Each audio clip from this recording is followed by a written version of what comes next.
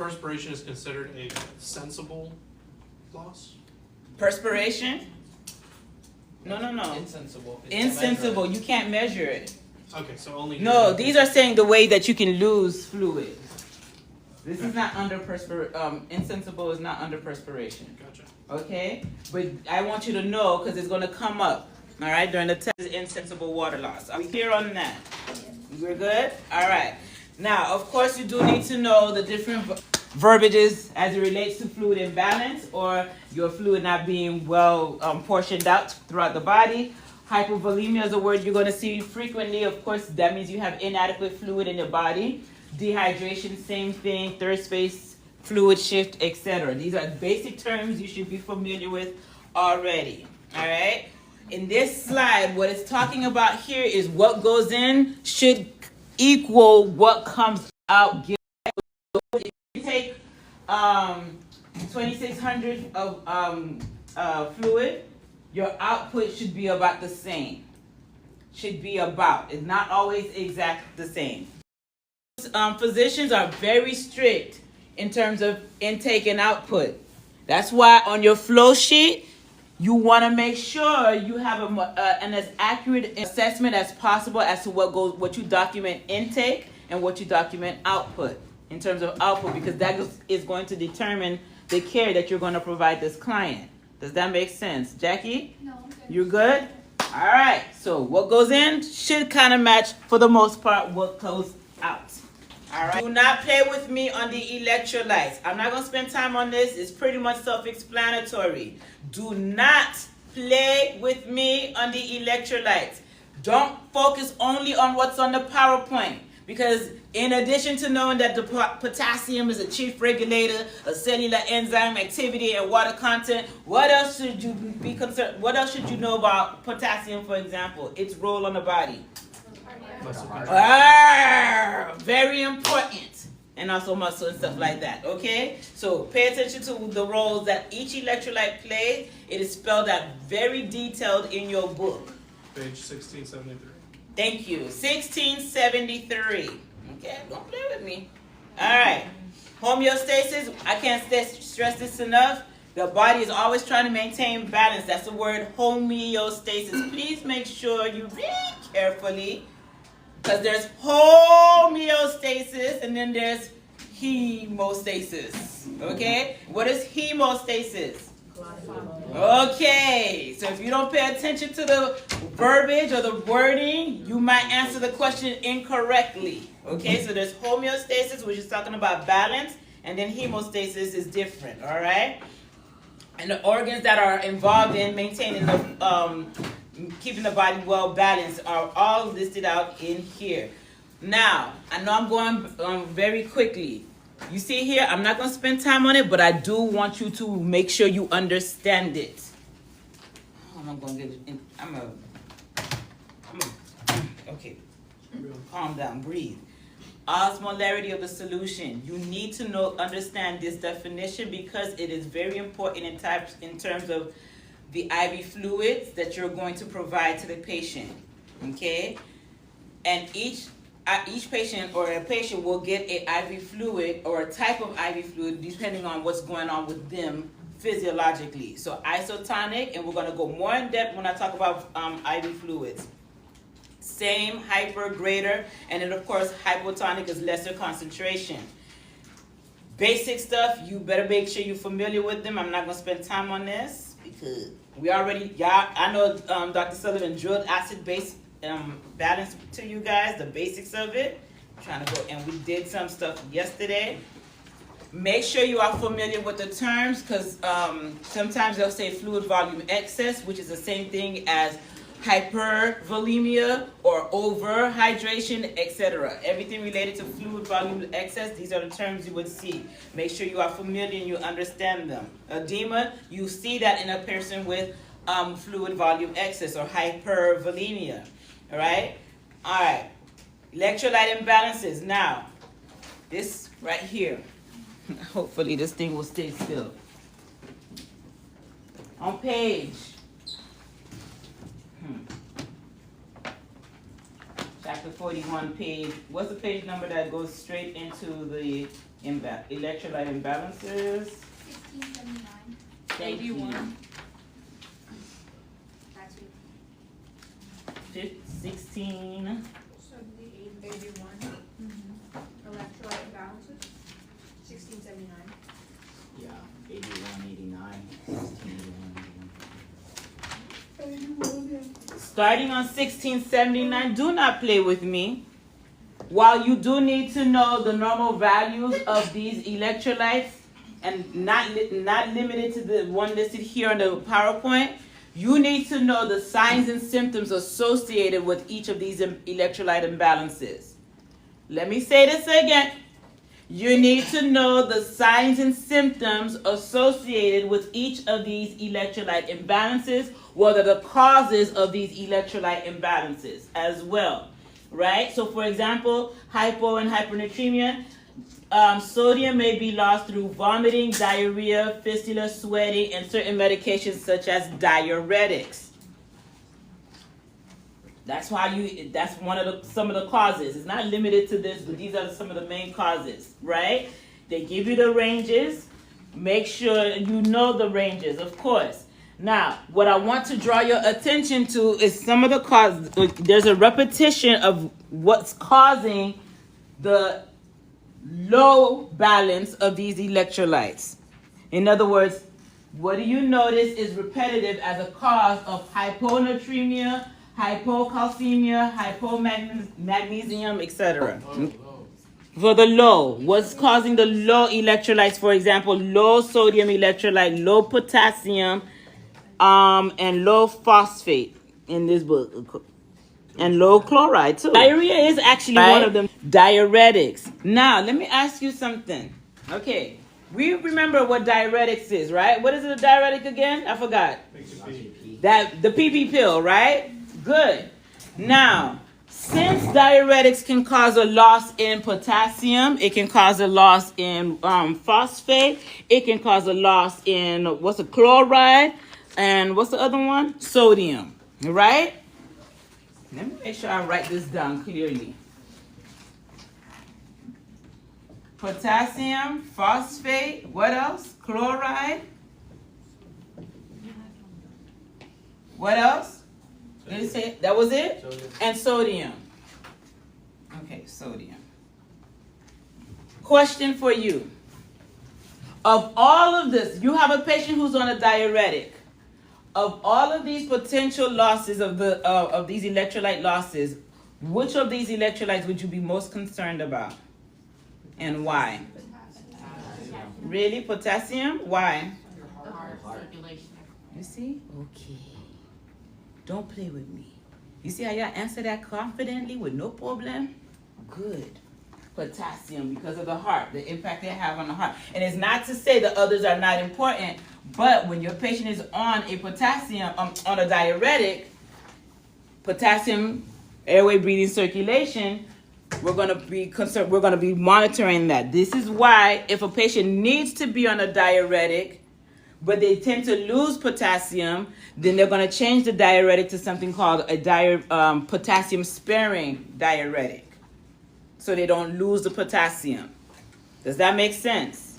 Okay? All right, very good. Make sure you know the signs and symptoms of each of the electrolytes. And also pay attention to, I think there's a nice little table, because I love my little tables, guys. 1673. Yes, thank you very much. Okay, pay attention. It has the role of those electrolytes. And us, a lot of students, I'm telling you from PTSD, they can't remember what's the cause of those losses. Okay, so pay attention to that, and what's your intervention for as nurses, okay, for those electrolyte imbalances. All right. So the acid-base imbalances, we talked about those already in depth. Again, just like with the electrolyte, make sure you know the cause of those acid-base imbalances and what the nursing intervention should be. And there's a nice table, again, I believe it's on 1688.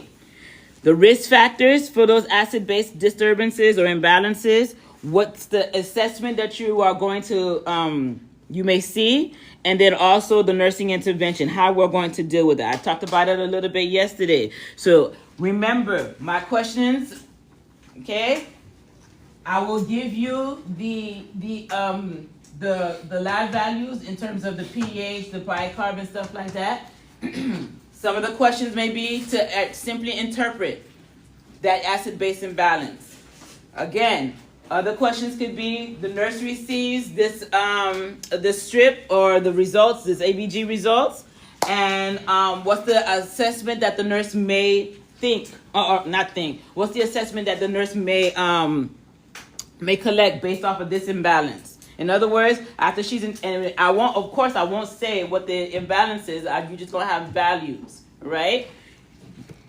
If you calculate it to be respiratory alkalosis, make sure you calculate well. Then the assessment could be lightheadedness. The patient might be complaining of lightheadedness, tinnitus, palpitations, etc. Okay. Don't play with me. Or I could give this signs and symptoms, and then I could say what acid-base imbalance most likely is this client suffering from based off of the assessment. Does that make sense? Yes. Okay. And then, of course, you need to know the appropriate nursing intervention for that imbalance. All right, and they're all spelled out for you right there. So I may give you the ABG imbalance, of course, and then I'll say what's an appropriate nursing intervention, or I may do the opposite and say the charge nurse will intervene if she notices the nurse does what. Don't play with me. Read carefully, okay? Now, again, you see the nursing process all over again. We're going into the different body systems now. You're going to see, moving forward, the nursing process. What's the history or the data that you're going to collect? For example, if a person has fluid imbalance, you're going to ask, for example, if it's relative or pertinent, what's the usual fluid intake, fluid elimination? How are you eliminating? Are you having any discomfort with elimination? How much are you consuming in terms of hydration? What fluid are you consuming, etc.? Medications. We already know that there are different medications that have an impact on the hydration status. Okay, so you want to know what are they eating, what are they consuming, what meds are they on, etc., so on and so forth. Those are all some types of data that you may collect. All right. Also, in addition to assessment, data collection, you may look at, of course, definitely labs, pertinent lab values, and daily weights. I'm gonna come back to labs. I already stressed out INOs, but the daily weights. Let me ask you, when you're taking a person's weight, let me say this first.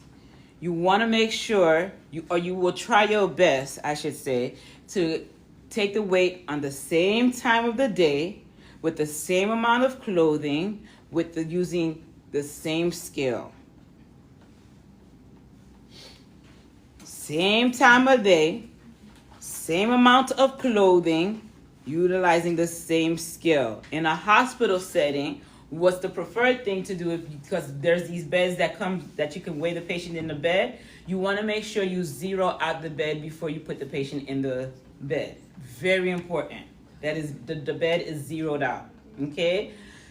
If the patient is ambulatory and is able to stand with no distress or discomfort, you should probably use a standing scale if it's available.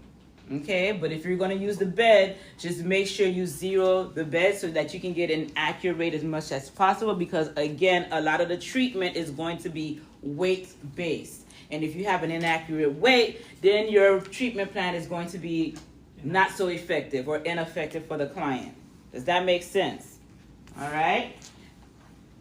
Then labs. Okay, it's talked about a little bit on page 1685. For example, it gives the range of specific gravity from 1005 to 103. It's on that little table there. And then you need to know what that means. So a low urine output or low volume means that there is renal or low specific gravity, may indicate renal disease. High urine volume suggests fluid volume excess. All right. So make sure you pay attention to that little table right there. All right.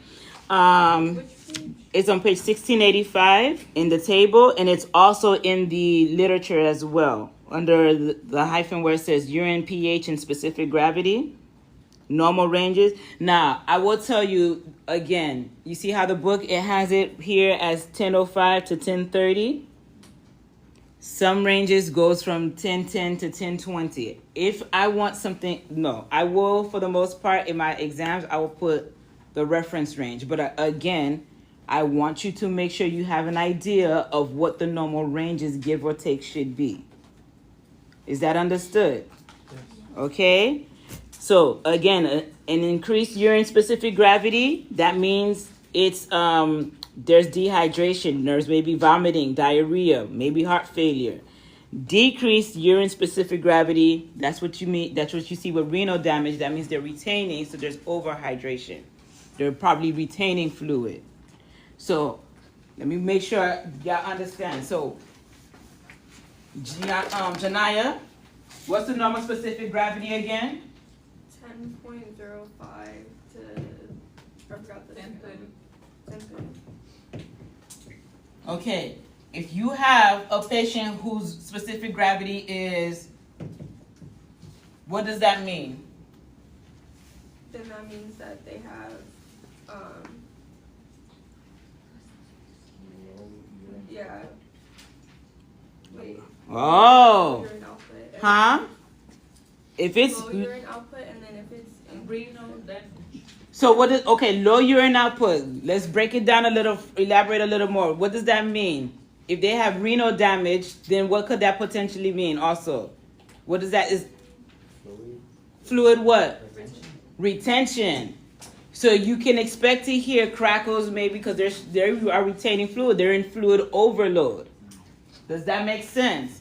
But if if the client's results is like 1040, for example, now what does that mean?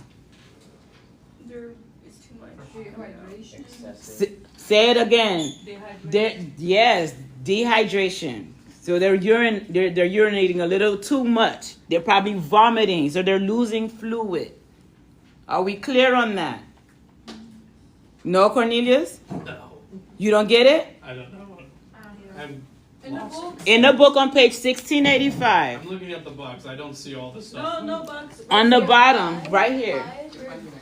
Right here. Right here. Not that it's marked. Okay, so all I need to know is if it's high specific gravity, it means dehydration volume. Yes. Get it? That's why I'm spending time right I here. was like, I don't understand how, because it says low volume, low urine, high specific gravity, I low know, urine volume. and it's So when the density is described high, in detail right here. From here down. dehydration is low. Thank you. Okay, we see it? Are we all seeing it? Because I don't want no problems moving forward. I see it, but you're saying, so if it's high. It's just the fact that we have to know. You have to, what don't you understand? I didn't. So look, you see where it says increased urine specific gravity. That means the number, You read the book? the result is high. It's above 1030. Okay. When it's high, that means what? They are dehydrated. They are probably vomiting. They're losing fluid. You see that? Yeah. But when the number is below 1005, they're retaining fluid. They're in overhydration or fluid volume overload or fluid volume excess. So you can expect the patient to be what? Short of breath. You might also see distended neck vein because that's also an indication of fluid volume overload. So when you see this, for let's say, for example, your assessment reveals when you're doing your assessment and you see distended neck vein, maybe one of the things you want to collect is a urine-specific gravity to see what's going on renal-wise. Okay, let me see if this makes sense. Any number below 1005, Is a low, low, and that means what? means you have it, you're retaining. Retaining, so they're retaining, that means they're what? Fluid volume excess. They're overhydrated.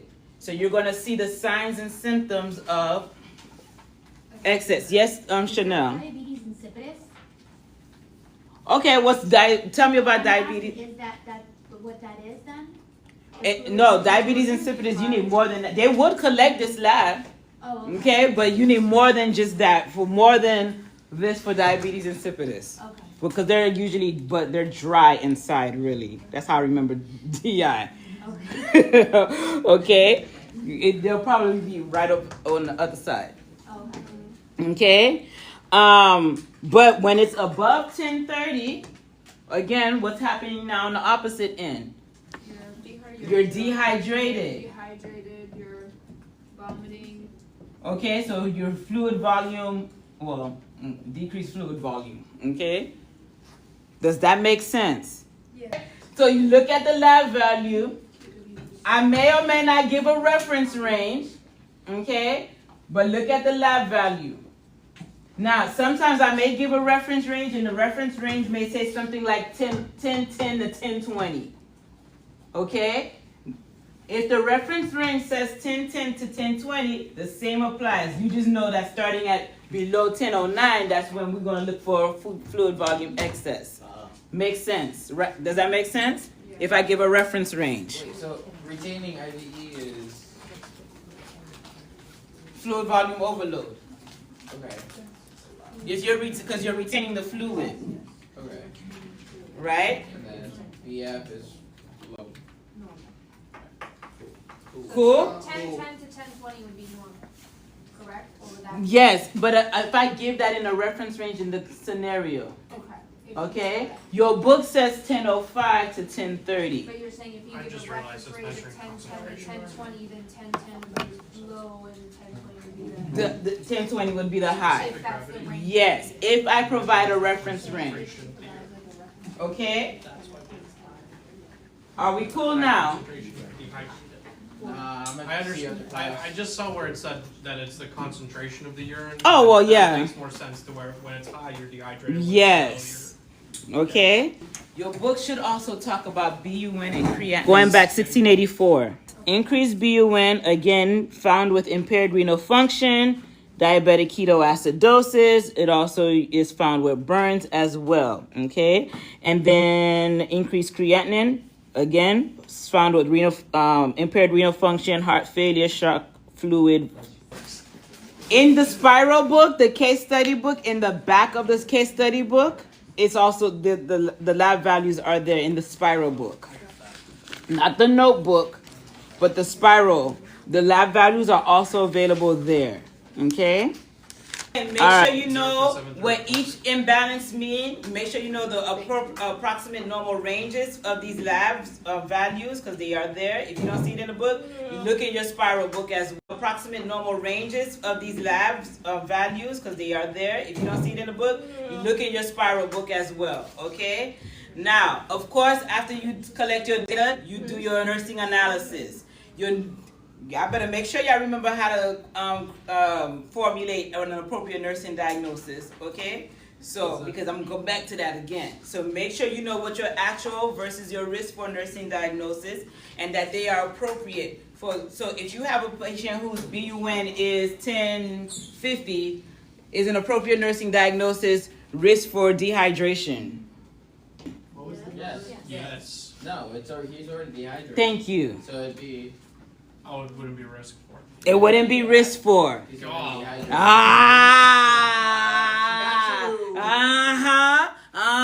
Don't play with me, okay? Don't play with me. Up with all this stuff. I thought You chose this. you chose it. Thank you. And unfortunately, you have me as your instructor, who's very petty. Yes, Lisa. Can you just explain it? Huh? She wants you to explain it. Okay. Remember we went over the lab values? What's the normal specific gravity again?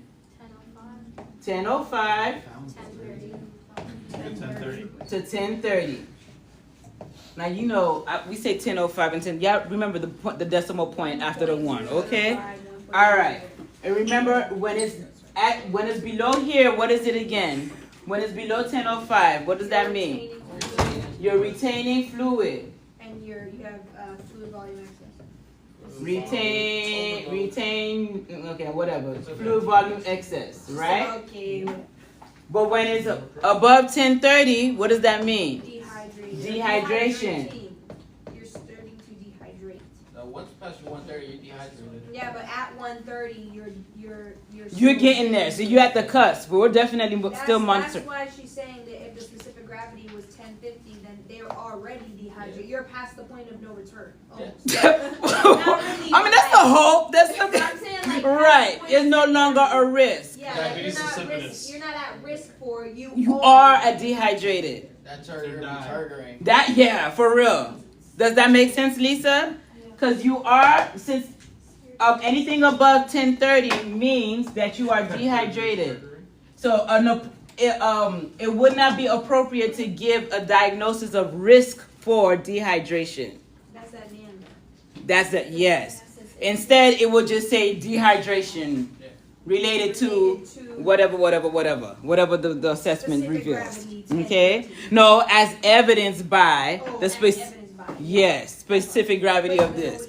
But whatever the cause is, maybe renal failure. Well, no, not renal failure. Maybe poor nutrition. I don't know, something. Whatever the cause is. Diabetes. All right, but now you got to specify the specific type of diabetes. Does that make sense? Can you put that if it's a medical diagnosis? If it's not in your, remember I said, long as your problem definitely should not have a medical diagnosis. The etiology, now, If it's a again, history or something. yeah, you just don't, you want to try to avoid it as much as possible. Literally. Okay, make sure you assess the reason why the imbalances are taking place in the first place, right? So some different causes: burns, trauma, surgery. Do they have an NG tube to suction, etc.? Maybe they have I know we didn't talk about wound vacs yet, but if they have a wound vac and it's suctioning, maybe they're losing fluid that way. You have to make sure you assess any risk factor or potential factors that can cause this imbalance to take place in the first place. Okay? Therapies, your physical assessment, again, like Carlos was saying, skin turgor, you're assessing the oral cavities as well, tearing, salivation, facial appearance. All of these things are data that you should collect as relevant for the issues that is presented. Okay? Okay, definitely skin turgor. And y'all should already know. Huh? What is tongue turgor? You know what? I never paid attention to that. I'm going to be very honest with you. But yes, you do assess the tongue. The main thing that you're looking at as it relates to the hydration status of the client, when you look at the tongue, these lines, what they call furrows or cracks. Okay? And you should not be seeing them. I never realized that it was termed tongue turgor. Okay? Okay? The tongue has one long. No, don't cross it out. There's no test question on it. There is. It's just not mentioned as turned. Now there will be. Okay.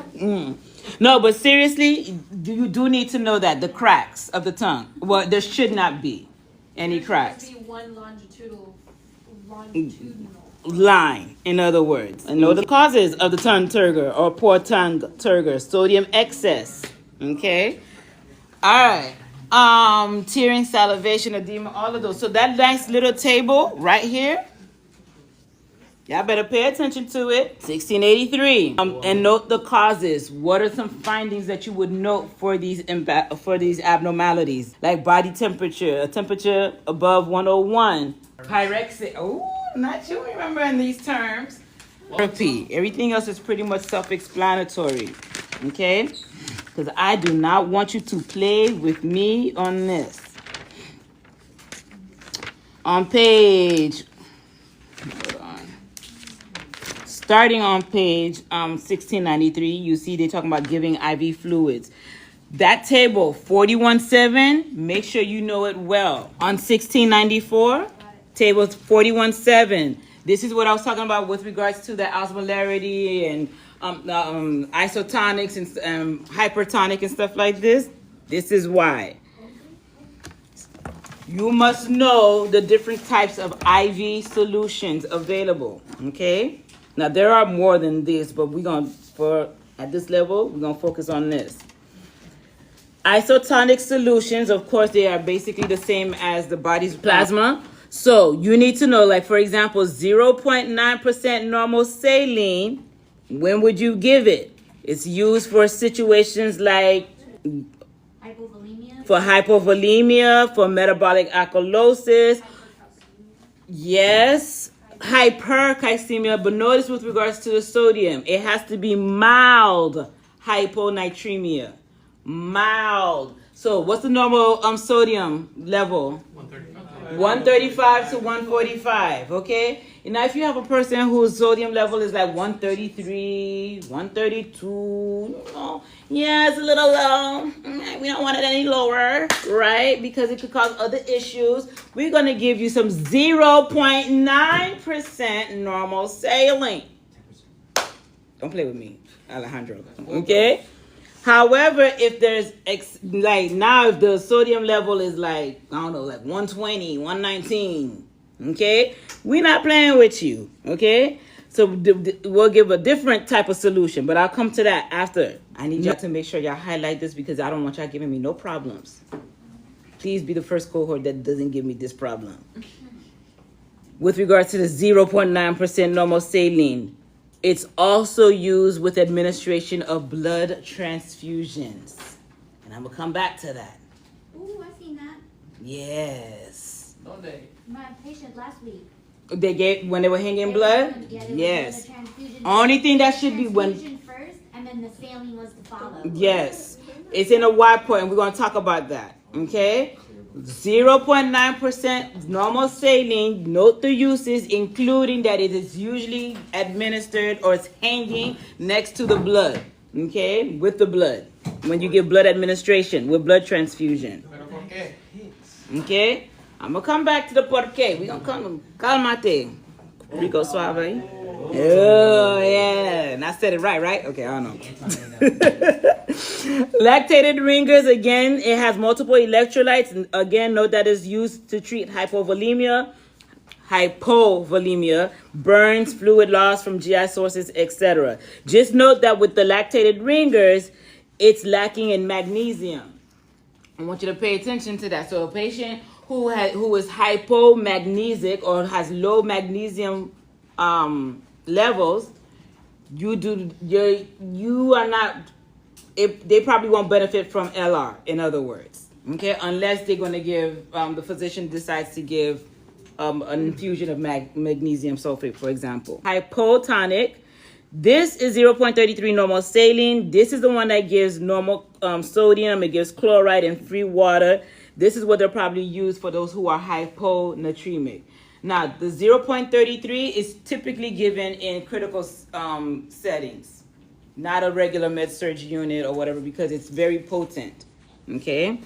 The 0.33. Half NS, that's another hypotonic. It provides normal sodium chloride as well, used to treat hypernatremia. I don't want y'all to confuse that. Y'all see that? 0.45 normal saline.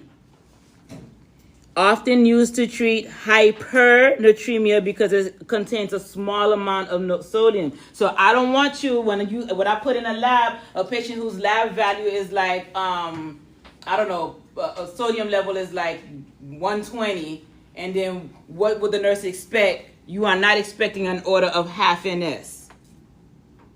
You better not, or you will question an order of half NS when a patient's sodium level is critically low. Okay? Makes 0.33. no, put 0.45. Because it says the 0.33 is also used in treating hypernatremia. Yeah, it does.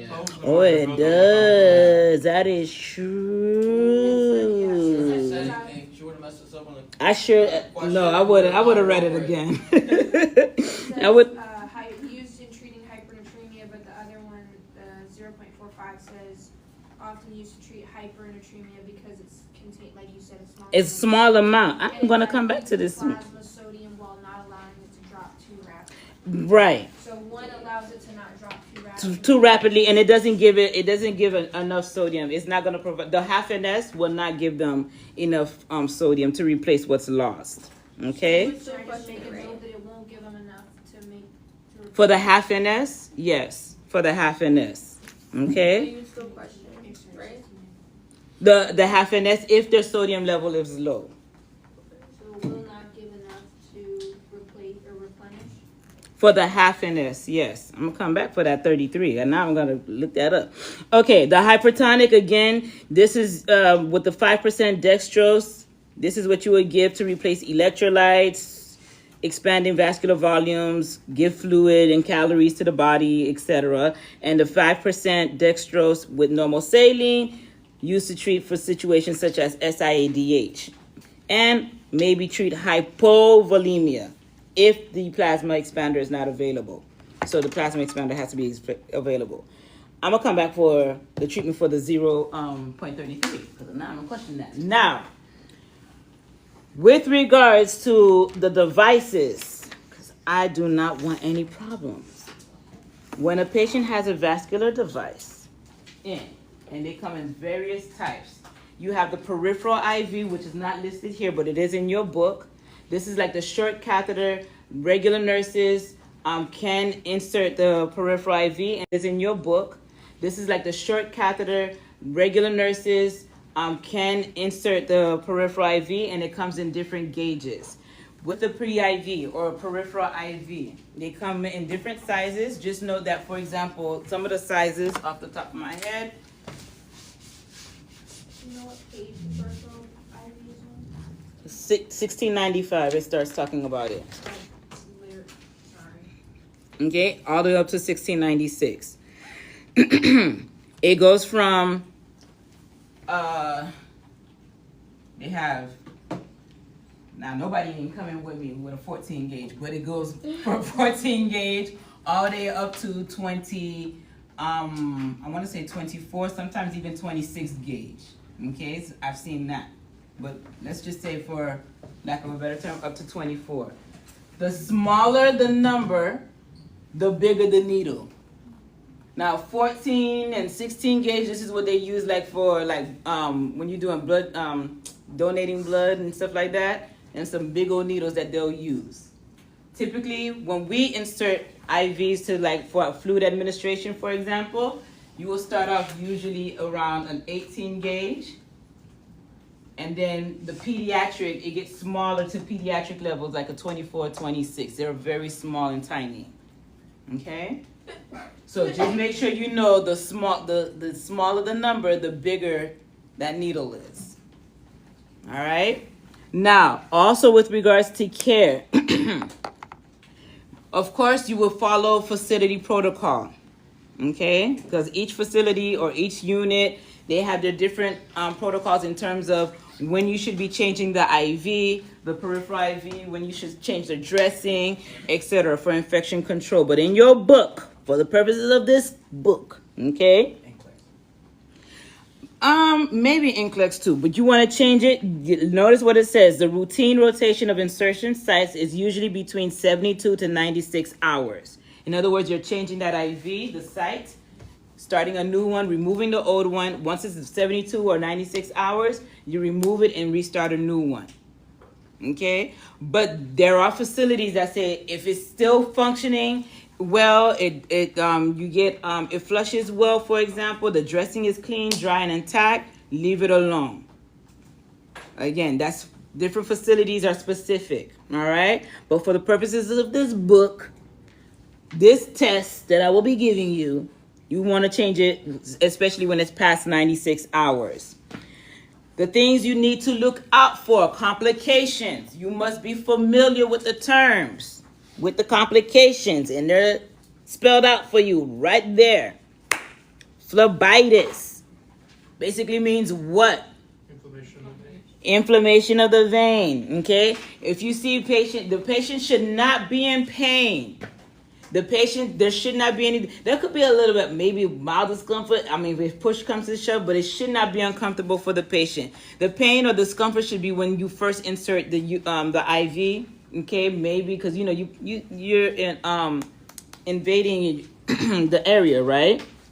It's invasive. Other complications include infiltration, extravasation, for example. So these things you need to look out for. Infiltration basically means what? Anybody have an idea? Where the fluid pushes underneath the skin. Okay, and what about extravasation? Pulls out, like goes out, Huh? comes out, maybe? The skin? No, comes in. Or You like, see that? Stay in the under skin. It stays under skin. So basically, when you put that needle in, the fluid should be going in where? yeah. Through- I'm saying like if it comes out, like if it's going Coming out of what though? the The vein. No, not well. The once you insert the IV, the needle comes out. The needle should not stay in the client. It's the cannula that stays. yeah, I'm saying Right. but the fluid is going either into the wrong place or It's not going into the vein. It's outside of the vein now. It's out of place, and then you could see swelling and stuff like that around the patient's that area. It's very uncomfortable. If you see any complication, you need to remove that IV. Now, I do know that they'll say start an IV first, another side before you remove it. If I see that question, I'm gonna make sure I remove it because I disagree with that. If there's any distress, okay, at the site, phlebitis, extravasation is leaking, you need to remove that IV anyway. Yes. Do you flush first and then remove it, or do you just remove it? No, remove it. Because if you're flushing it, it's gonna do what now? Especially if it's infiltrated. Yeah, it's just gonna cause more harm to that area. You Is that understand? what you would consider a blown IV? Yep. It's knocked out.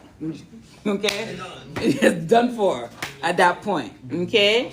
What else was I going to say? Now, with regards to the medications that you will be administering via, intravenously, you need to know that some medications are known as vesicants. Is it viscous? I've been getting this on my prep. This stuff? The vesicants? Let me make sure y'all see this very well so I don't have no problems. ¿Qué página? I don't know what que página. I don't even think it's in there, but I want you to know it. Oh, it is in there. Look at that. Under 1696 on the bottom. Vesicants is basically those fluids that you have to be very, very, very careful with. They can cause harm to the vein, especially if you administer that medication intravenously very fast. Some examples is like vancomycin, for example, which is that antimicrobial we've been talking about. That's a vesicant. Potassium IV is another good example. Okay, because potassium burns. This is why it needs this. If a patient has, in order for, let's say, 20 milliequivalents of potassium or 40 milliequivalents of potassium, you are asking pharmacy, is it possible to dilute it in a 250 cc bag? Okay, so the bags come in multiple sizes, like 50 is the smallest, and it comes in 100 cc's, 250, 500, and then 1,000 milliliter bag. You're asking pharmacy, can we at least dilute the dosage in a 250 milliliter bag? Sometimes that helps. Sometimes it still burns the patient. Maybe another thing you could do is either run the IV even slower, if you have it infusing slower through the IV pump, or you can also ask pharmacy, can we dilute it into maybe a 500 cc bag? Sometimes that also helps because potassium is very, very strong to the vein. So vesicants are medications that are very strong and potentially harmful to the vein. It can definitely harm the vein if we're not careful. This is why vancomycin, you are not running vancomycin within 20 minutes. Sorry. Look at you. How are you? Look at my grads. Talk to me, the first semester people. By the way, who are you? Dre. Dr. Dre. Yeah, I just finished. You took the exam today? No, Oh. I took it like a few weeks ago. Bro, and you didn't even tell me. I've been trying to come by. I came by like twice and you weren't here. Yeah. Oh, my bad. I was just listening for your voice and I found you. Damn. How was the exam? It was okay. What kind? You remember the questions you got? Yeah. So like, when you guys get there, I know it seems like you guys, it's like way off in the future. One of the things that I will say that Kaiser does a good job of is the benchmarks. The benchmarks are pretty relevant to the NCLEX. So if you're doing pretty well on those, it's kind of safe to say you'll do pretty well on the NCLEX. Dr. Harry will be proud to hear that. I know they suck. Like first semester is not too bad because you guys are doing them like once every however, but like fourth semester you guys are doing them Every every week. single week, and that sucks.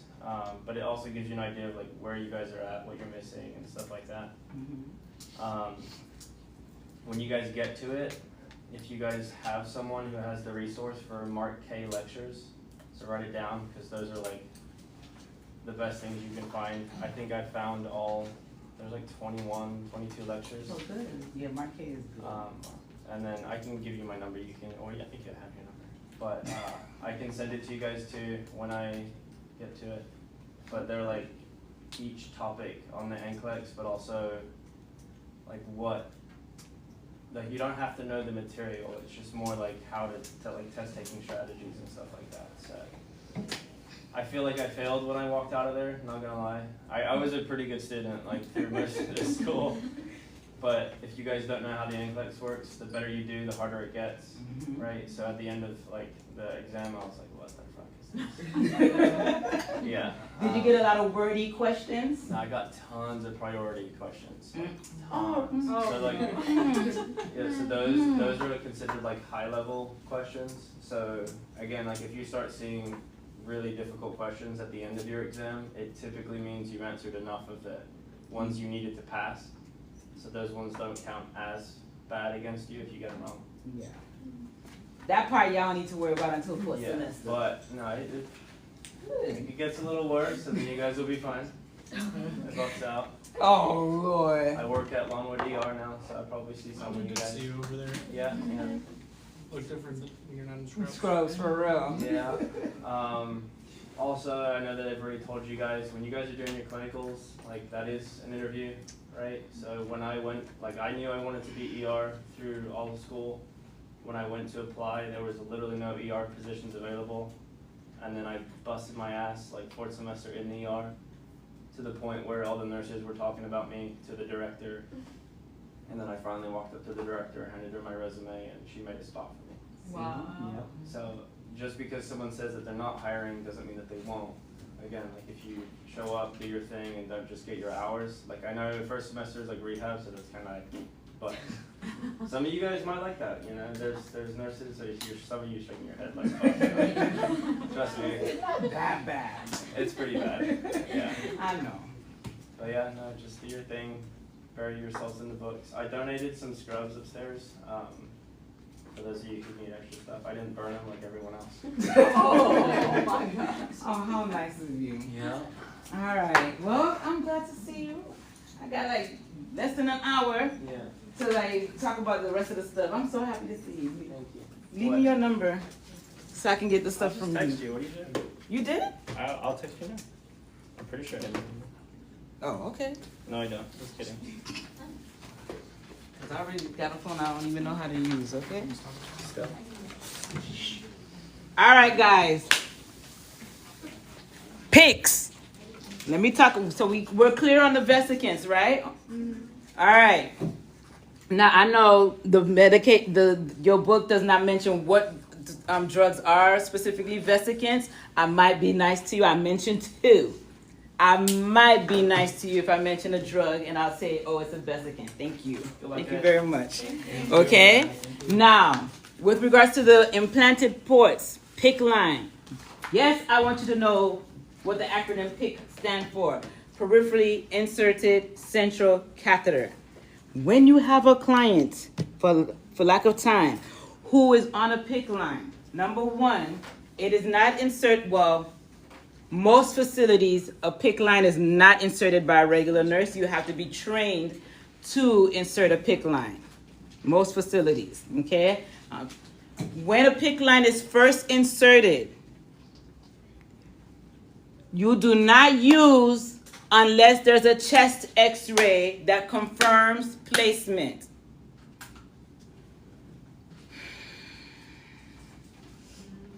No x-ray, no use. You have a PICC line, no x-ray, no use. You hear me? Y'all hear me? Okay, so you're looking for that. Because what happens if you go ahead and start using the PICC line without confirming the placement? Could be wrong. What happens if you go ahead and start using the PICC line without confirming the placement? Could be wrong. Say it again. The placement could be wrong. And then if it's in the wrong place, what happens? What could potentially happen? You could die. Okay. Damn. She ain't even skipped respiratory distress and embolism and stuff like that. She just went straight to the gut. Okay. She just like 6 feet under. Okay. But yes, you could cause potential complications to the client and harm them even more if you do not confirm placement. That's number one. The PICC line, if you notice on page 1697, it is inserted. It is this long tunnel that goes from the around the basilar vein all the way down to above the near this SVC or the superior vena cava. This is why it is very important that you confirm placement prior to use. It's a very long line. Okay. Once it is inserted, this is a sterile procedure to insert it. It is a sterile technique to even cleanse the site, to keep it clean. So every time when you're changing the dressing, it's sterile, which would require, for example, for the nurse to cover their faces with a mask, and also covering their face with a mask, because we have to maintain sterility, okay? Even while we're doing dressing change or inserting a new one. Now, it's not sterile to remove it. It does not require a sterile procedure to remove the PICC line, just to insert and do dressing change. Are we clear on that? So insertion is sterile, removal is not. Yes, dressing change is also sterile for PICC line. Got it. Okay. Now, you also need to know, why would a patient need a PICC line in the first place? And it's listed right there for you on page 1696. Indications for use. Let's say for certain IV antibiotics. Well, let me not say certain IV antibiotics. When the patient is going to be on IV antibiotic therapy for an extended or a long time, if they're going to be on antibiotics for like 7 days, and then done, we don't need a PICC line for that, because remember, it's invasive, and this invasive procedure is a high risk for infection. If we can refrain from using a PICC line, we'll try that as much as possible. Okay. Also, we use it for infusions, parenteral nutrition, which we're going to talk about in a little bit, chemo, continuous pain management, vesicants and stuff like that. Now, I know it does say vesicants, okay? And we talked about like vancomycin and potassium, for example. If the patient is on vancomycin and potassium, that doesn't mean you automatically need to have an order for a PICC line to administer those two drugs, for example. It's not all vesicants that require a PICC line insertion. Does that make sense? However, because the drug is so potentially harming, you may want to use, instead of a 24 gauge needle, perhaps a 19, maybe an 18 gauge needle, if you can. Does that make sense? Because the smaller the needle, then the more harm it can potentially cause. Are we clear? Right? Now, there are some patients who are a hard stick. It will be hard to get like an 18 gauge or 19 gauge on them, so you may have to get like a 22 gauge or something like that. So if that is the case, maybe we could do, instead of, and they need a strong medication, like let's say for blood transfusion, maybe we can ask for something that is not as invasive as a PICC line, but it's more invasive than a peripheral. It's called a midline. Midline is just an extended version of the peripheral IV. And that too is also inserted in most units or facility by a trained nurse. Okay? Are we clear on that? We're good? Bueno. Okay, I hope so. Me too. I'm like, Dr. Sim, there's a lot of information. Well, welcome to nursing.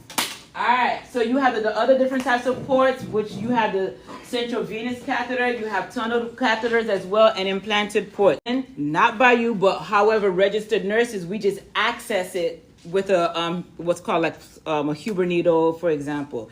Again, with regards to the implanted ports, each facility has different policies and procedures or protocols as to accessing the line, okay, the port.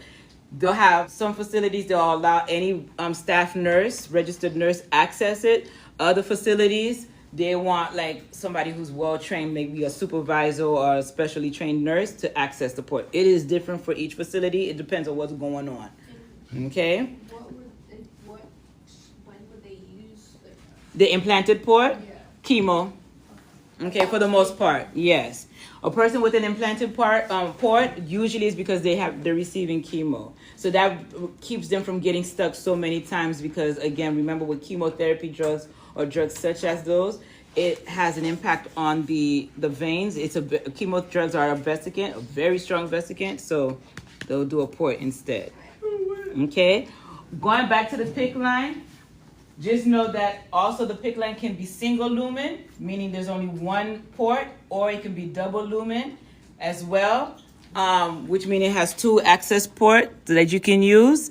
And sometimes, that's the most I've seen. I haven't seen a triple lumen port, PICC line. I'm not saying it doesn't exist, but it's usually single or double lumen ports. When you are accessing these tunnel ports, whether it be PICC line or central venous catheter, for example, you are making sure you maintain aseptic technique. You are not just taking a flush and then just insert and keep it moving. No, you take before you insert the flush and connect the flush to the port. You must make sure you use hospital-approved solution, whether it be alcohol swabs or CHG wipes. Wipe the port down, and then you start flushing. Okay, so you flush or you wipe down with each use. Does that make sense? Because that's going to maintain that's going to help control infection and not cause more harm. Okay, all right, so that's the main gist for the ports. And then you have when you're selecting a site peripheral that we talked about, typically the main thing with this is you always want to start from the extremity in choosing a site and then work your way up towards the heart. So in other words, if Alexandria wanted to start a peripheral IV on a client, she's going to look first at the hand and then work her way up to see if she can find a vein. The main access site that ER loves, that we bedside nurses can't stand, is the antecubital. Okay, that's where the juicy vein is usually right there. The problem is when the patient has an antecubital IV or an AC, when they have continuous IV infusion, the patient tends to bend their arm and then the machine starts beeping, so we have to constantly go back into the room to tell the patient, leave your arm straight, okay, and then restart or the IV. That's the only nuisance with having an having a IV at the antecubital site. But other than that, you want to start here at the hand, peripheral, more distal, and then you go more proximal to the heart. In other words, that's the main thing.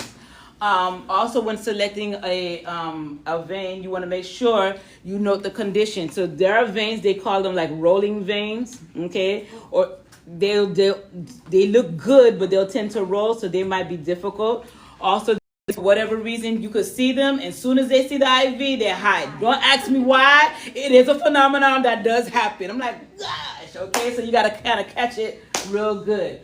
Also, when you look at the IV, when you're, you want to also measure the IV against the vein that you're using. If the cannula is longer than the vein, you don't want to use that site, because then there's a potential for it to go out of the vein, if that makes sense. Since we're out of IV pumps, then that means, okay, we're going to free flow this. You better not. I will be the bug in your ear if you choose to do that. There always have to be an IV machine. Now, let me backtrack that. It depends on the setting. Okay, there are settings like critical care. They're going to do their own thing. We prepare you for entry-level nursing. Okay? Regular med surg stuff. You have to have a blood, an IV pump to transfuse the blood. Also, what needs to be in place is your other equipment besides an infusion pump is the line. It's not a regular infusion line. It has to be a Y line. And on one side is going to be the blood. And then the other side is going to be 0.9% normal saline. That's the only thing that's hanging here. Don't play with me. What's hanging next to the blood? Is it 0.45? No. Is it D5 normal saline? LR? Better read carefully, because I will give you the look. And it has to be administered via a Y line. Not, because there's other infusion lines which is just straight like this. Okay? Are we clear? Once you start the infusion, it cannot transfuse for more than 4 hours. In other words, it cannot be running longer than 4 hours. You got 4 hours max to run that thing. Nada más.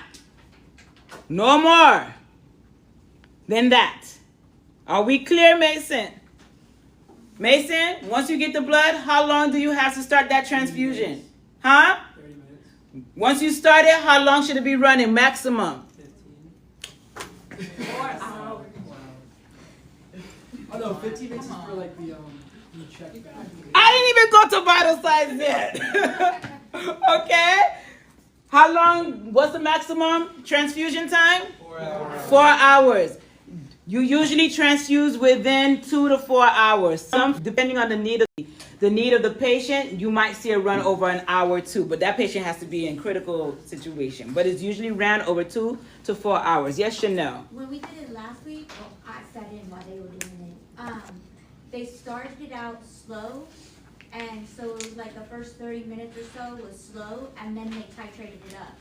That's fine too. Long as it doesn't stay more than 4 hours transfusing.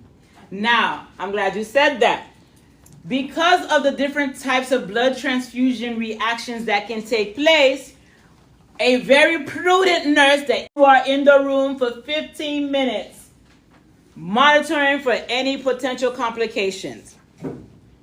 Because the reason why you stay with them for the first 15 minutes, because if anything's going to happen, it usually happens within the first 15 minutes, if any type of reaction. And that brings me to this. Make sure you know the different types of blood transfusion reaction. What's the one? Hemolytic transfusion reaction, where all of a sudden you could see the blood in the urine and stuff like that. Okay? You have fluid overload transfusion reaction, like it's too much and the patient gets shortness of breath. Allergic reaction. Now they start complaining of pruritus, hives, and stuff like that. Okay? So make sure you note the different types of blood transfusion reactions, which are listed on 1712. Professor, Yes. when are we gonna do IVs? Next semester? Next semester. That's when you. Okay, y'all new kids on the block. Y'all don't get to do the fun stuff yet. Okay. I'm just Yeah, at least asking. y'all got Foley catheter. So on Bruh! on 1712, there's a table for. Yeah, that's what we said. 1712. Oh, Okay. Okay. Yes. Next You teach semester. that or Bray? Professor Bray? Whoever your second semester instructor is. are you saying Right. you're not gonna be your second semester? No. It says that there's some guy that's our second semester for sure, but Anywho, let me keep it moving. Make sure y'all note the different types of blood transfusion reaction. Okay. Professor, we cannot delegate, right, for nobody to see in 15 minutes. Just making sure, because I saw some place. Joanna! What? Say it louder, please. Don't tell me no Indian baby no talk. So Joanna, and look. So she don't have problem. Go ahead, Cassandra. What? Say what you just said. Oh, we cannot delegate for. I'm shy. Oh my God. Okay, if I say I'm gonna give you 5 points on the next exam, will you do it? Oh. She look, she's I'm shy. she still don't get it. No, I know you would. What to delegate and what not to delegate.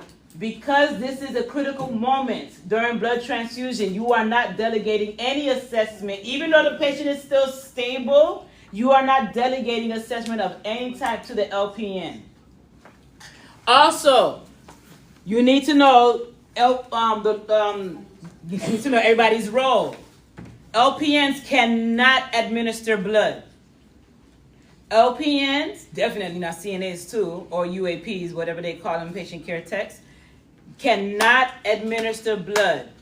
Blood and blood products are always, I want to say always, but they are administered by registered nurse.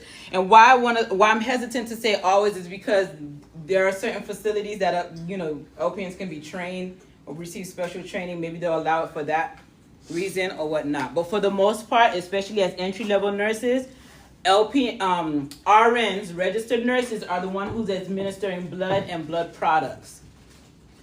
Are we cool on that? Cool. All right. So again, when we get the blood, you make sure you have the appropriate equipment. It has to have. You better have an IV pump. You better have the Y line. You better have 0.9% normal saline and nothing else. Or 0.45. Don't play with me. You know what? I hope I watch this live in advance so I can put that as an option. Yes. The saline goes in after the blood, correct? Like, Okay. Once you've infused the blood, then you stop, and then you. Hold on. Does that not matter right No, it does. Let me explain it better. Remember the line, when you first spike the line, it's going to be air in the line. Imagine this is the IVs and the blood, okay? There's air in the line. So you're going to prime the line with the normal saline, the 0.9% normal saline. Okay, so that goes first. That goes first, and then once the air is out of the line, clamp the tubing, and usually there's clamps right here. Okay, you clamp the tubing that has the normal saline, and once you're ready, you unclamp the blood side, and then now you allow the blood to transfuse. Okay? Now let's say there is a reaction that does take place. It happens. Sometimes it may happen within 15 minutes. Sometimes it may not happen till maybe 2 hours later. It is what it is. This is why you are frequently reassessing the client, especially during transfusion. That same table tells you what to do for those specific types of transfusion reactions. So for example, if there's an allergic reaction, you definitely stopping the transfusion. Whatever the reaction is, and you have to stop the transfusion, you are not going to restart it again. You have to take the entire system, put it in an approved biohazard bag per facility protocol, and send it down to lab for testing, because they need to figure out what went wrong. Yes, Carlos. How would you stop transfusion? Stop. Take the machine. Click. Stop. No, I know, but like when you disconnect it, do you try to flush it? Like, Okay. What do you do? Here's the thing. Because there's some blood that is in the cannula, Yeah. it's a debate. Do you flush the line or do you retract what is and then flush? Me personally, I retract because it is because they had a reaction to that blood. I don't want more blood going into the patient. I'm going to retract, take an empty syringe, retract as much of the blood as I potentially can, and then I take a 20 cc or 10 cc flush and then flush the line. That cannula. Yes, Anton. I thought Sullivan said don't flush it because then you're just pushing that blood. That's what I'm saying. You don't. That's why I said you retract. So you I shouldn't say retract. Aspirate first, because there's still blood. Remember, it went through the line into the cannula and into the patient's vein. So that cannula, the peripheral IV, or whether it be the PICC line, still have some of that blood in the cannula, and you don't want it to go further into the patient. Most nurses will flush, will not flush, they'll aspirate first and then take a new 10 cc syringe full of saline and then flush the line. You said when there's air in the line, you bleed the line, you run the saline first? So when you first start, because you just spike the tubing on both sides, there's always going to be air. Always is going to be air. So you clamp the side with the blood, and then you run the normal saline so that now the normal saline is getting rid of the air. Now, of course, you are not connecting this to the client just yet. You're hanging it over the sink or the trash bin or something like that, just so the liquid that comes out can go into the receptacle. And then you connect it to the client and you start the infusion. Make sense? Yeah. I know we're going fast, but yeah. Chanel, you had your hand up or No, I no? was gonna say that's what the nurse did. Oh. She just did it right over the garbage can until it was dripping, and then she allowed it to drip for like an entire minute before she connected. Yes. Now there are facilities that have these pumps that can actually remove the air for you. You could use that, you know, if it's available. Yeah. But the most important thing is to remove the air prior to administration because, yeah, your patient will be 6 feet under. All right. You had a question, Carlos? No, I'm saying that's what my nurse did when she hung vancomycin. Mm-hmm. She had to do a whole new tubing, so. Yes. Any new tubing, you always flush the line first. Because there's always, remember, it's air. So it's not the fluid. Any new tubing that you start, always flush the line, remove the air, and then connect it to the patient and start your infusion. Okay? All right. So we know what to do with regards to infusion. When we start, what we're looking for, what data to collect, we are always, with regards to data collection, we start vital signs. We collect vital signs prior to the start of infusion. We collect vital signs within 15 minutes of infusion. And then, depending on the facility protocol, I don't remember what your book says, every 30 minutes to an hour during infusion. I can't remember what your book said. I'll find it out. Just make sure y'all read it, okay? Again, blood transfusion should not last more than 4 hours. And even after blood transfusion, we will still continue to monitor for any potential reaction as well. Because sometimes it won't happen till afterwards, okay? Next thing that I want to talk about before I let y'all go. Say, ask me. Oh, I had a question. So I know you're talking about flush, like to make sure the air comes out of the line for the saline. How would you do that with the blood? Would the saline go into the blood? Oh, no. So that's why remember, this was empty. The saline is going to empty out the air and just, now there's no air. Oh, okay. You clamp, and then now the blood is going to continue. Oh, so the saline's not actually going in, it's just No, the you lines can, and then yes. air. Yes. I did not. That way you're not wasting blood. You're not wasting blood. Oh, okay. Cause I was like, maybe you just dump, like wait for the blood and the saline. No. When one side is transfusion, the other side is clamped. Okay. Never unclamped at the same time, but let me say for general entry level nursing. Okay, for general entry level nursing, you never unclamp both at the same time. Okay. Okay, you unclamp what you need at the time. All right, and now once the blood transfusion is complete, of course, you know, you can clamp this. Well, yeah, you should clamp. Actually, you clamp, because if you don't clamp, then some of the stuff will go into this second wide port side. So you clamp, and then, you know, let it the IV normal saline continue to infuse, and then we good, we Gucci.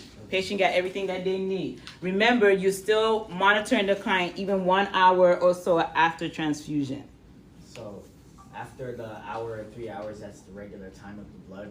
So you would then clamp the blood and still let the saline go. Yeah, the saline is to let just to flush the remaining of the blood that was in the line. And every time you do a blood transfusion, do you have to use all the blood that they give you, or you just like do it to like a certain amount? No, all the blood. All of it, right? Okay. Yes, because how they monitor, you'll see the amount, but they'll usually say also the amount of units of blood. Like they'll say 1 unit of PRBCs or 2 units of PRBC, etc.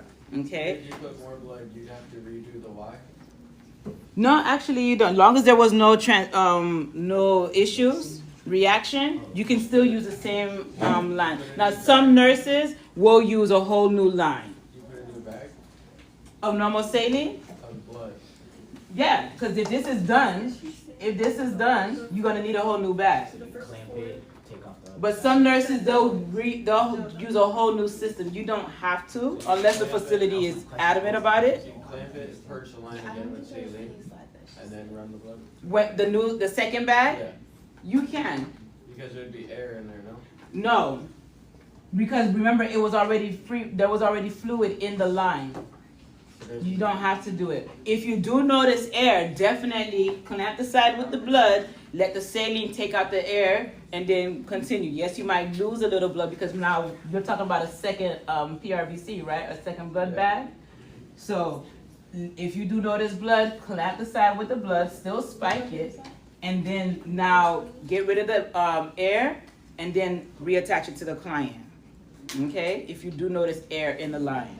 But you don't have to have a whole new set. Okay? Yes, Cornelius. Just a question on the RH factors. What do you want us to know? Notice air in the line. But you don't have to have a whole new set.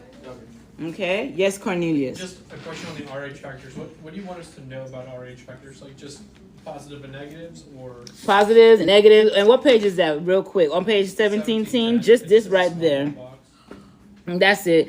The positive, and like it says, an RH negative person must receive blood from another RH negative person. Those things. I thought it's pretty much self-explanatory. Positive is if an RH positive is given an RH negative. If RH positive blood is given to an RH negative person, then they might have anti-glutens. That's all I need you to know. Who can get what with regards to RH factors? That's all. I'm sorry, Anton. What you were saying? Okay. All right. The last thing, I'm going to still hold y'all because I'm not coming back on this next week. TPN, because that's another thing I'm very adamant about. Total parenteral nutrition or parenteral nutrition. Oh, like injection nutrition? Food in a bag. Oh. Basically. Oh, damn, it's not. Okay. I want you to know, because it's talked about on page 1712. That's the last thing. Nutrition. There is parenteral nutrition. PN. And what does parenteral mean again? Into the vein. Right. It bypasses the GI tract. It's going straight into the vein. Straight into the vein. Do not confuse this with food that you receive nasogastrically. That goes straight into the GI tract. There's two types of parenteral nutrition. You have total parenteral nutrition, or TPN, and you have partial or peripheral parenteral nutrition, PPN. Those are the two main types of parenteral nutrition. Now, with regards to total, that means it is very fully concentrated. Very concentrated. It has lots of glucose. It has electrolytes. It has fats. It has a lot of nutrients at high concentration. That's in the TPN. Lots of glucose, Electrolytes and maybe some medications. Okay? Depending on the need. PPN now has half the concentration of what a TPN has. Okay? When a patient has TPN, you don't want to insert it peripherally. You want a PICC line because that concentration is so high. Or maybe a CBC or whatnot. Okay? And we already talked about the do's and the don'ts with regards to a PICC line. If the patient has PPN, partial or peripherally parenteral nutrition, you can give it through a peripheral IV, but preferably a 20 gauge, well, not even a 20 gauge, an 18 gauge, 19 gauge preferably. Okay? It's not going to be as concentrated as the TPN, so it can go in through that peripheral route. And you said the TPN could go through the PICC line? PICC line. Okay. Okay? A tunneled catheter of sorts, like a PICC line. Okay? Any tunneled catheter, PICC line, CVC, etc. Okay? Now, you must know the components of the parenteral nutrition is listed for you there. For example, too, that prior to administering any parenteral nutrition, you want to note the for example too, that prior to administering any parenteral nutrition, you want to note the allergies. If the patient is allergic to like sunflower, eggs, and stuff like that, we might want to consider something else with regards to parenteral nutrition. When a patient has a parenteral nutrition infusing via the pump, the IV pump, there is no piggybacking of anything. You cannot piggyback an IV antibiotic with a parenteral nutrition. You cannot piggyback a normal saline. No piggybacking of anything. Okay? Just like with the blood transfusion that has a special line, parenteral nutrition also has a special line. It's a single line, and what it has is like a little compartment to get rid of or reduce any bacteria. That's why it has to be a filter line, because there's a high risk of infection when you administer, especially TPN. And the stuff that you're putting in there is going through the filter? The IV infusion, yes. The food, it's a 3-liter bag, typically a 3-liter bag, and it has to go through this line. You always have to use a filter line. So it lets the food go through, but not the bacteria? Yeah, it lets the food. So any potential bacteria is collected in that that spot, that compartment. Yes, that's one. Okay. Also, with regards to parenteral nutrition, you want to. I said you want to assess for allergies. You have the appropriate line. It is also given via infusion. Well, I'm pointing like there's an infusion pump here, but it's also given through an infusion pump. You can't free flow it. And it's a 3-liter bag, and usually, when it's first initiated, it is tapered into. They wean the patient up. Okay, so they'll start at a low volume or low rate, maybe like 20 cc's, and then after some time, the physician will say increase the dosage or increase the rate to see how the patient tolerates it. Okay, and if the patient tolerates it well, then they'll go as high as necessary, right? But since it's a 3-liter bag or 2-liter bag too, then whatever is left, it's always changed every 24 hours. Let me say that again. The bag and the line is always changed every 24 hours. So let's say only 100 cc's went over a 24-hour period. The remainder is discarded per facility protocol, because of the risk of infection and the high risk of DVT, etc. So there's risk of complications if you keep it there. Also, prior to administration, if once you see that you have an order for parenteral nutrition, you as a prudent nurse are making sure you have dextrose on hand. IV. Typically, dextrose, 15, 20, 25%. The higher the dextrose concentration, the better. But if you have 10%, 5%, I mean, it's better than nothing. But we want to get typically a 15, 20, or 25% on hand. You want to make sure that's readily available, because let's say for whatever reason the patient is off that TPN, or a pharmacy doesn't have it readily available when it's time to administer it. At least the dextrose will be in place. You hang the dextrose in place so you can prevent rebound syndrome, because it can cause potential harm. Once the patient is started on a parenteral nutrition, their body is dependent on that nutrition, that source of nutrient. Rebound syndrome? Rebound syndrome. That's why you want to have dextrose on hand. Okay? You cannot stop this medication abruptly. It has to be tapered down. It can never be stopped abruptly. So we see how the patient is tolerating foods, for example. If they are tolerating a little better and better, so we taper it down until the patient can independently get other sources of nutrients from other places. Okay? Are we cool on that? That's the main thing with regards to TPN and PPN. Allergies, I talked about the allergies. Rebound syndrome, make sure you have dextrose on place. What else? Am I missing any major thing? It has to have an IV bag. And I don't know what I'm missing. If I'm missing anything pertinent, it's in the book. Okay? It's in the book. Okay? All right, that is that.